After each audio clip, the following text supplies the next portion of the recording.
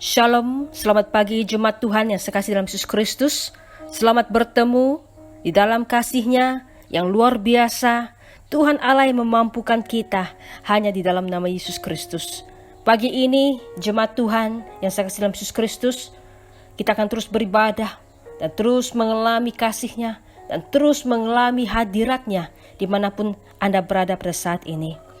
Pagi ini jemaat Tuhan, pertama-tama tidak terlambat lagi saya mengucapkan selamat beribadah bersama keluarga dan selamat hari gawai dan keamatan untuk semua.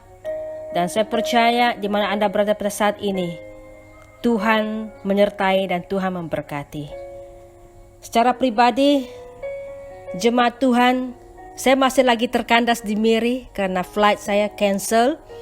Namun saya percaya melalui rekaman audio ini, kita semua diberkati dengan kebenaran firman Tuhan. Kita semua akan terus mengalami kasih dan hadirat-Nya yang luar biasa. Pagi ini, jemaat Tuhan yang saya kasih dalam Yesus Kristus, saya membawa kita belajar satu lagi kebenaran firman Tuhan di dalam Matius 14 ayat 22 hingga 33. Secara pribadi, ayat ini membawa saya merenungkan sebuah cerita Yesus bersama dengan murid-muridnya. Satu tema firman Tuhan yang saya akan sampaikan pada hari ini membuka cara pikir kita, secara rohani kita, bagaimana kita melihat kasih dan anugerah Tuhan setiap hari dalam kehidupan kita. Mari kita melihat dalam Matius 14 ayat 22 hingga 33. Saya membacanya untuk kita bersama. Setelah orang ramai pergi, Yesus naik ke bukit seorang diri lalu berdoa. Pada petang harinya, Yesus masih sendirian di situ.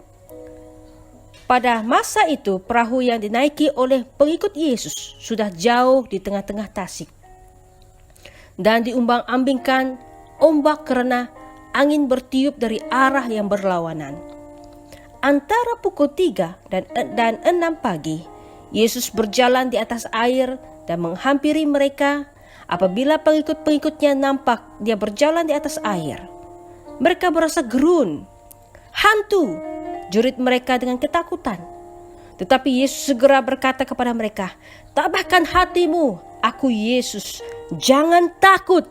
Lalu Petrus berkata, "Ya Tuhan, jika Engkau benar-benar Yesus, suruhlah aku berjalan di atas air." "Marilah," jawab Yesus. Petrus turun dari perahu dan mula berjalan di atas air menuju kepada Yesus. Tetapi apabila Petrus nampak betapa kencangnya angin bertiup, dia takut dan mula tenggelam. Lalu Petrus berseru, "Ya Tuhan, selamatkanlah aku." Dengan segera Yesus mengulurkan tangan lalu memegang dia. Yesus berkata, "Mengapa engkau kurang percaya kepadaku? Mengapa engkau meragui aku?" Lalu kedua-dua mereka menaiki perahu dan angin pun teduh. Kemudian pengikut Yesus yang di perahu sujud menyembah Yesus sambil berkata, "Sesungguhnya Engkau Anak Allah." Amin. Jemaat Tuhan, firman Tuhan dalam Matius 14 ayat 22 hingga 33 melihat secara jalan besarnya cerita ini, kisah Yesus bersama dengan murid-muridnya. Bagaimana respon Petrus dan murid-muridnya yang lain melihat, menanggapi Yesus berjalan di atas air. Mari kita melihat dalam kehidupan kita saat ini.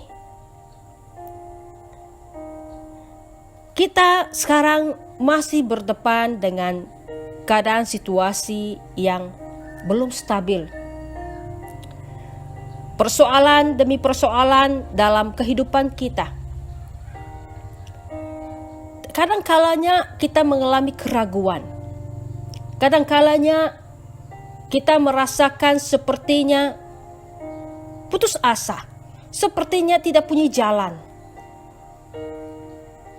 Ada kalanya kita tersilap langkah dalam kehidupan kita.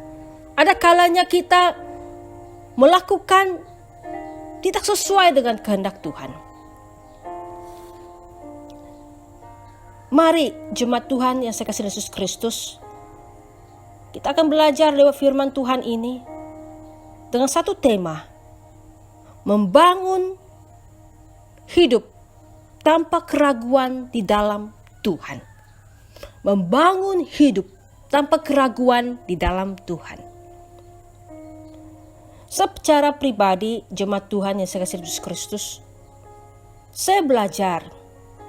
Ada kalanya kami juga sebagai hamba Tuhan tidak terlepas daripada kerisauan, keraguan, ketakutan.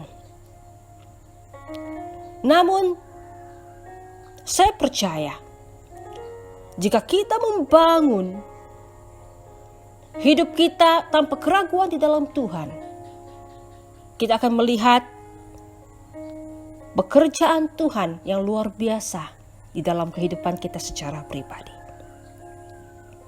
Kalau kita lihat di dalam Matius ini, menggambarkan Yesus adalah Mesias yang diurapi, anak Allah yang hidup dan perkasa. Kita belajar bagaimana cara pandang kita melihat kepada Yesus setiap hari akan mengubah kehidupan perspektif kerohanian kita yang berbeza. Oleh sebab itu, jemaat Tuhan, di dalam kehidupan kita tidak terlepas dalam hidup yang berdepan dengan musim-musim. Di dunia ini kita punya 4 musim. Kita punya musim bunga, kita musim luruh panas, musim sejuk, musim luruh. Kita tidak terlepas dengan musim-musim di dalam kerohanian kita juga. Ada waktunya kita akan merasa sepertinya down. Ada waktunya kita sedang berdepan dengan sukacita. Ada waktunya kita sedang berdepan dengan pergumulan, sakit penyakit, ataupun ketidakpermayanya kita di dalam kita berdepan dengan persoalan-persoalan yang hadir. Namun, saya percaya dalam Pengkhotbah 3 ayat 1 hingga 11, segala perkara itu Tuhan tahu dan di bawah kawalan Tuhan. Oleh sebab itu, mari kita membangun hidup kita tanpa keraguan di dalam Tuhan Yesus Kristus. Musim yang ada dalam hidup kita, Tuhan mengajar kita lebih dalam mengenal Dia. Setiap musim yang ada di dunia, contohnya musim bunga, akan tibanya nanti musim panas. Pasti ada tanda-tanda akan masuk ke musim panas. Begitu juga di saat musim panas, jika mula sudah keadaan semakin sejuk, maka akan kuat waktunya, masanya musim masuk ke waktu musim sejuk dan musim hujung tahun. Bagi kita di negara Asia, di negara Malaysia, jika sudah waktu ingin menuai, maka akan musim kemarau, musim tengkujuh, hujan. Di dalam hidup kita tidak akan terlepas dengan kondisi dan situasi seperti itu. Tapi kalau kita membangun hidup tanpa keraguan di dalam Tuhan, maka kita senantiasa bersiap sedia menghadapi musim-musim hidup kita di dalam Tuhan. Ada 3 perkara dan 3 hal yang akan kita pelajari bagaimana kita membangun hidup tanpa keraguan di dalam Tuhan Yesus Kristus. Yang pertama, hidup yang intim dengan Tuhan. Hidup yang intim dengan Tuhan. Ayat 22 hingga 25 menggambarkan setelah Yesus melakukan mujizat, memberikan 5.000 orang yang berada di dalam pelayanan, 5.000 orang makan, tidak termasuk anak-anak dan wanita. Yesus membiarkan murid-muridnya menaiki perahu terlebih dahulu karena Yesus mengambil masa untuk berdoa dan berbicara kepada Allah setiap kali pelayanan dilakukannya. Yesus membangun hidup yang intim dengan Allah, membangun hidup yang intim dengan Bapa di sorga. Betapa dia memerlukan Tuhan di dalam kehidupannya. Walaupun dia adalah anak Allah, secara manusiawinya dia tetap berkomunikasi dengan Bapa di sorga. Sikap Yesus ini kita pelajari, di mana sikap yang taat terhadap Bapanya di sorga, ia senantiasa mengambil waktu berdoa. Kenapa Yesus selalu mengambil waktu masa berdoa? Karena dia tahu di dalam sepanjang hidup dan pelayanannya dia akan berdepan dengan berbagai cabaran dan tantangan dari orang-orang yang dia layani. Lebih lagi kepada orang Farisi, bahkan pemerintah Kaisar Romawi. Secara manusiawi, Yesus sedang berdepan dengan peperangan secara rohani. Jika Yesus tidak mengambil masa untuk berdoa, tidak bersekutu dengan Bapa di sorgawi, Yesus tidak dapat bertahan. Karena apa? Secara manusiawi, secara emosi, secara berdepan secara manusiawi, Yesus juga mengalami tekanan berdepan dengan hal-hal orang-orang yang menentang dengannya.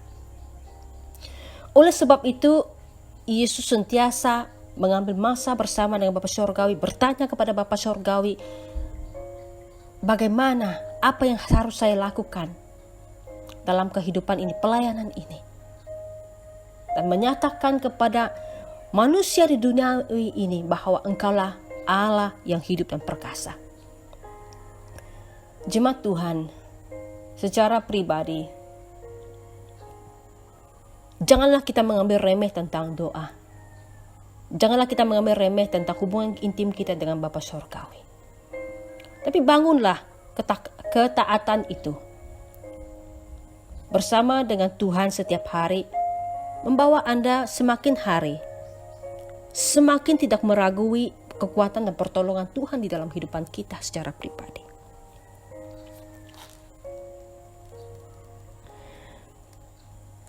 Maka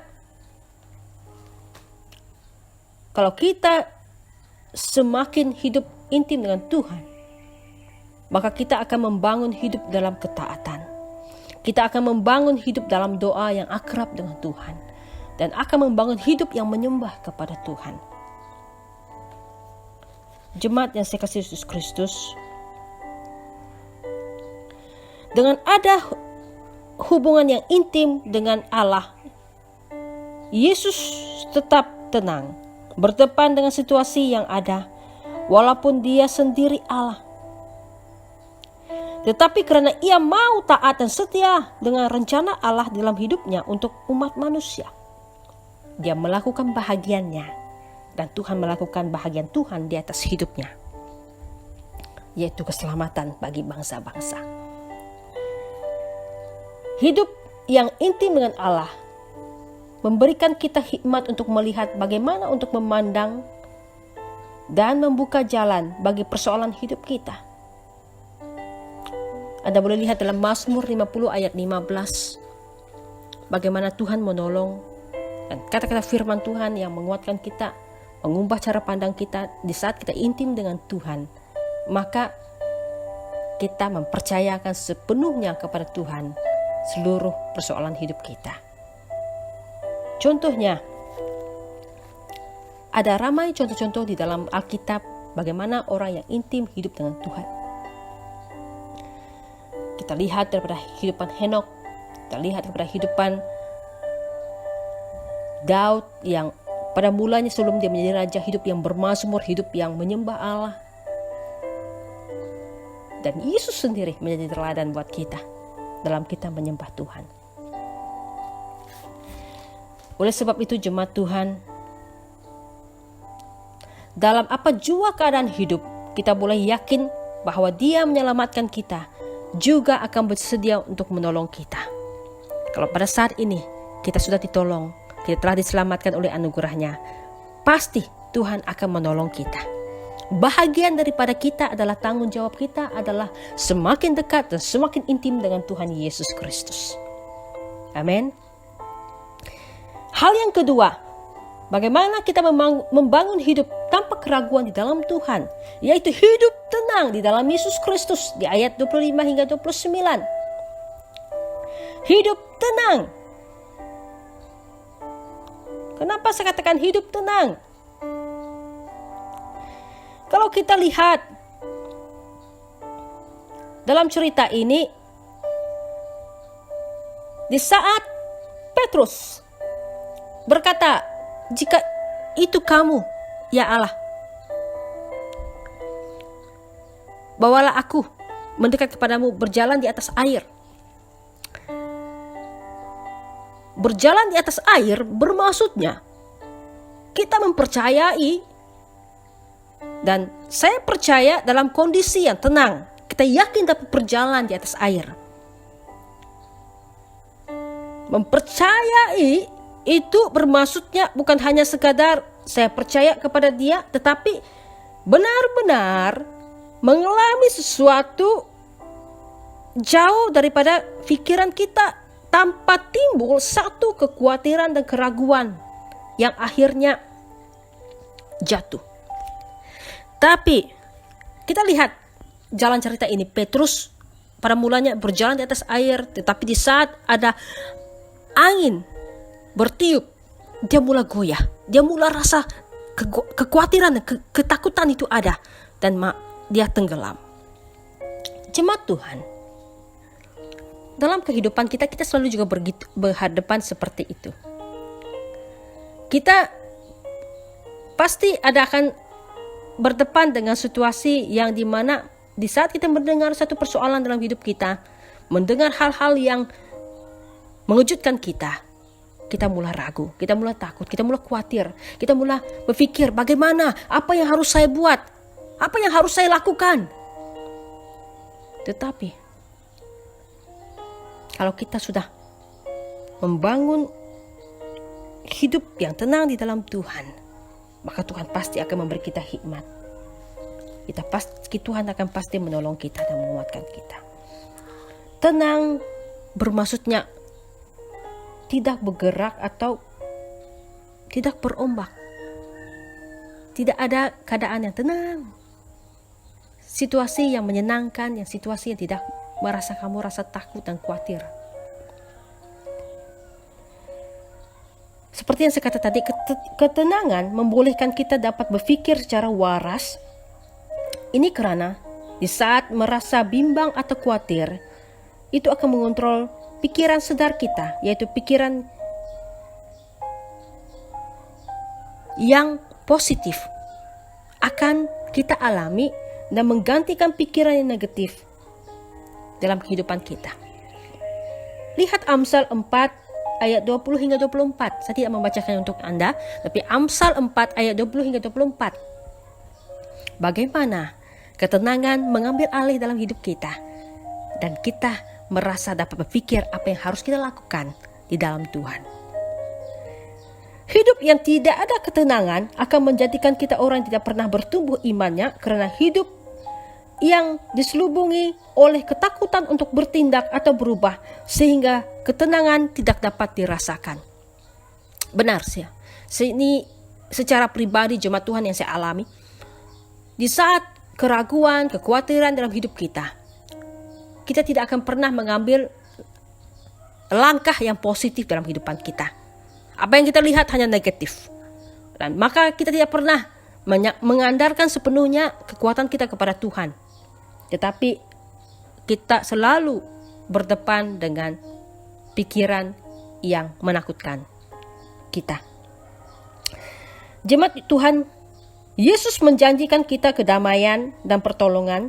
Kita lihat dalam ayat 27 hingga 29, respon murid-muridnya dan Petrus yang tidak mempercayai kealahan Yesus pada mulanya. Dan Tuhan mengangkatnya dan menolongnya. Tuhan tahu kadang-kalanya kita mengalami ketidakpercayaan. Kadang-kalanya Tuhan tahu kita merasa tidak tenang. Tapi ingat jemaat Tuhan, kalau kita menyerahkan seluruhnya, ketenangan, persoalan hidup kita kepada Tuhan Yesus, Dia pasti akan menolong kita dan berikan kita ketenangan dan kedamaian. Hanya Dialah tempat kita bersandar. Hanyalah Dialah tempat kita berharap sepenuhnya setiap waktu. Hal yang ketiga, bagaimana kita membangun hidup tanpa keraguan adalah hidup di dalam iman. Ayat 30 hingga 33, hidup di dalam iman. Hidup yang percaya tidak cukup, tapi Tuhan mau kita beriman kepadanya. Iman sepenuhnya. Mari kita melihat ayat 30 hingga 33.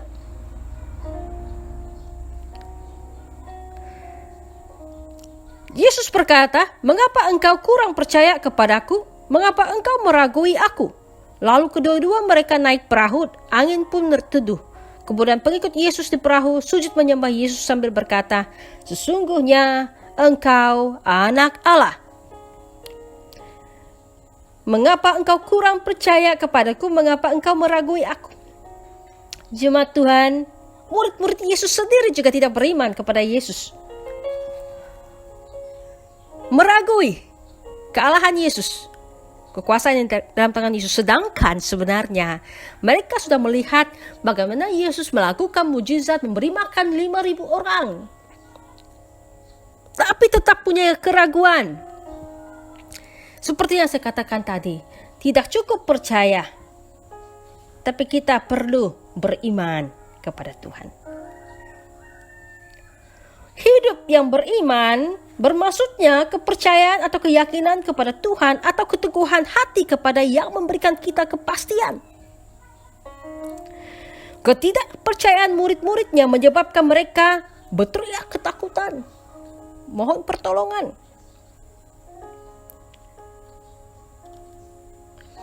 Jemaat Tuhan, setiap hari kita harus membangun iman kita di dalam Tuhan Yesus Kristus.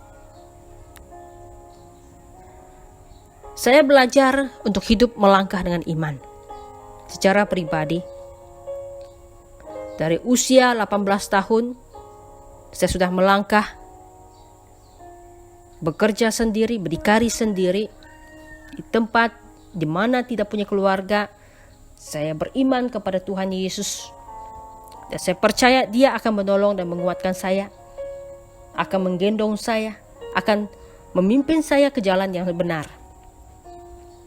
Hidup yang beriman mempercayakan sesuatu yang tidak pernah kita lihat, tidak pernah kita pikir, dan tidak pernah terdetik pun di dalam hati kita. Dan hidup yang beriman adalah mempertaruhkan seluruh kepercayaan hidup kita kepada Yesus yang memegangkan kendali hidup kita. Kalau kita lihat, setelah mereka tahu bahwa itu Yesus, apa yang terjadi? Murid-muridnya mengakui bahwa benar, Dia ini anak Allah. Jemaat Tuhan, kalau kita hidup di dalam iman, ada 4 hal yang kita akan lihat.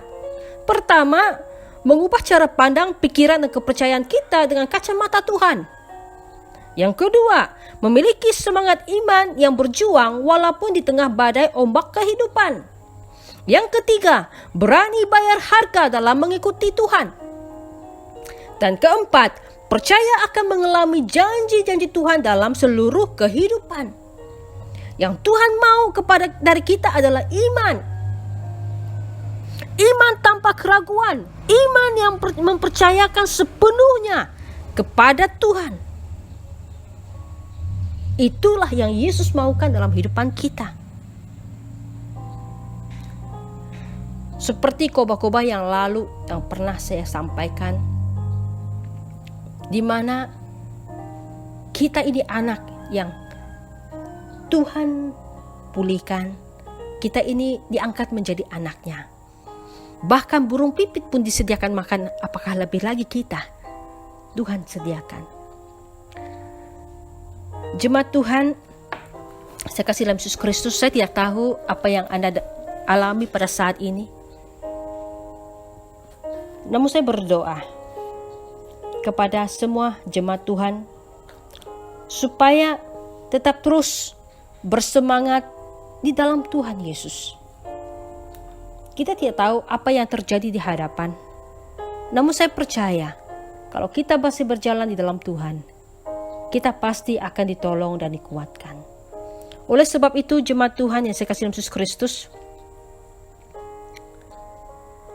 3 perkara ini yang harus kita terus bangun dalam kehidupan kita. Yang pertama, hidup yang intim dengan Tuhan. Yang kedua, hidup tenang di dalam Yesus Kristus. Dan yang ketiga, hidup di dalam iman. Saya percaya jika ketiga-tiga perkara ini yang Anda lalui dan Anda terapkan dalam kehidupan Anda secara pribadi, Anda akan menjadi orang Kristen yang kuat dan dewasa. Anda akan menjadi orang Kristen yang tetap terus berjuang di dalam perjalanan iman hidup kita. Setiap pribadi kita sedang berlari di tracknya kehidupan. Kita tidak terlepas dari persoalan, kita tidak terlepas daripada cabaran, kita tidak terlepas daripada pergumulan-pergumulan. Namun percaya, jika kita mempertaruhkan seluruhnya di hadapan Tuhan, Tuhan akan menolong dan menguatkan dan memampukan kita.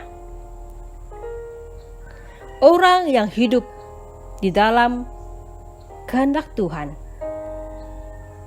pasti akan ditolong dan dikuatkan. Kalau Anda pada saat ini mengalami masalah dalam pekerjaan, keluarga, bahkan secara pribadi, secara khususnya, ataupun ada hal-hal yang tidak menyenangkan, mari datang di hadapan Tuhan. Mohon pertolongan Tuhan, dan Dia pasti menguatkan Anda dan menolong Anda setiap waktu dan setiap saat. Dia pasti akan memberikan Anda damai. Dia pasti akan memberikan Anda jalan dalam kehidupan Anda. Saya mengakhiri firman Tuhan pada pagi ini di dalam 1 Korintus 2 ayat 9 mengatakan begini, tetapi seperti ada tertulis, apa yang tidak pernah dilihat oleh mata dan tidak pernah didengar oleh telinga dan yang tidak pernah timbul di dalam hati manusia, semua yang disediakan Allah untuk mereka yang mengasihi Dia. Mengasihi Tuhan, mendekat kepada Tuhan, beriman kepada Tuhan, mempunyai hubungan intim dengan Tuhan, pasti Tuhan akan tolong dan kuatkan. Terima kasih jemaat Tuhan. Saya harap Anda semua diberkati. Anda semua mengalami kasih setianya dalam kehidupan secara pribadi. Mari kita mengakhiri firman Tuhan ini dalam doa. Saya membawa Anda di dalam doa. Respon di tempat Anda masing-masing. Letakkan tangan di dada Anda dan meresponi firman Tuhan ini. Mari. Haleluya. Bapa, kami bersyukur kepadamu. Kami bangga punya Allah seperti Engkau, Tuhan Allah yang hidup dan perkasa. Terima kasih buat kasih dan anugerah-Mu Tuhan. Hingga hari ini kami dapat mengalami kasih setia-Mu. Kami dapat lagi bertahan karena kasih Tuhan yang luar biasa. Bapa, kami mau belajar membangun hidup yang tanpa keraguan di dalam Engkau. Kami mau membangun hidup yang intim bersamamu. Kami mau hidup tenang di dalam-Mu. Kami mau membangun iman yang kuat di dalam-Mu Tuhan. Tolong setiap pribadi kami dan seluruh keadaan jemaat, dimanapun mereka berada pada saat ini Tuhan. Kuatkan mereka, tolong mereka. Mampukan mereka untuk berdepan dengan segala persoalan dan kehidupan. Namun mereka tetap percaya menjadi berkat. Kesaksian hidup mereka menjadi kuat. Dan kami percaya Tuhan, mereka setiap hari akan melihat mujizat-Mu yang luar biasa terjadi dalam seluruh aspek hidup mereka, hingga nama Tuhan dipermuliakan dalam segala perkara. Terima kasih Bapa, diberkati, damai sejahtera, kekuatan, pertolongan Tuhan ada bersama dengan seluruh jemaat SCB Nilai dimanapun Anda mereka berada. Tuhan menolong dan menguatkan. Terima kasih Bapa, di dalam nama Yesus Kristus, yang sakit kuat sembuhkan, yang mengalami pergumulan menemui jawaban, mengalami pergumulan akan dikuatkan, lemah dikuatkan oleh kasih Tuhan. Terima kasih Bapa, di dalam nama Yesus Kristus kami berdoa. Amin. Terima kasih jemaat Tuhan. Kita bertemu lagi di waktu yang akan datang. Tuhan Yesus memberkati. Amin.